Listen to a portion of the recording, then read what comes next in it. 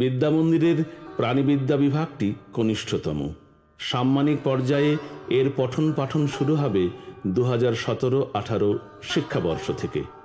এই বিভাগটি সদ্য নির্মিত প্লাটিনাম জুবিলি স্মারক বিল্ডিংয়ের তৃতীয় অবস্থিত এবং এটি পরিচালনা করছেন ব্রহ্মচারী পবিত্র চৈতন্য মহারাজ। এবার এই বিভাগ সম্বন্ধে বলবেন মহারাজ স্বয়ং।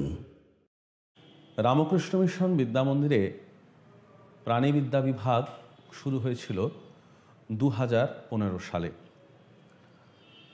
এই বিভাগের সূচনায় এবং তার পরে পরে কেন্দ্রীয় সরকারের মূলত 3টি অনুদান আমরা পেয়েছিলাম।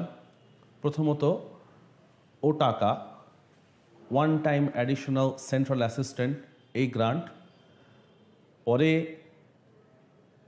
কেন্দ্রীয় সরকারের রাষ্ট্রীয় উচ্চতর শিক্ষা অভিযান রুসা, তার থেকে প্রাপ্ত যে অনুদান, এবং কেন্দ্রীয় সরকারের আরেকটি বিশেষ গ্রান্ট ডিএসটি ফিস্ট।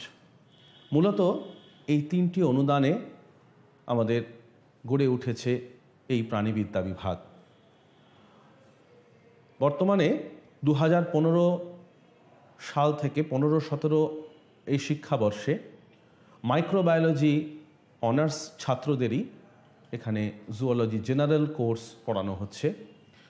2017 সাল থেকে অর্থাৎ এই বছরের শিক্ষাবর্ষে চালু হচ্ছে আমাদের জুওলজি অনার্স কোর্স।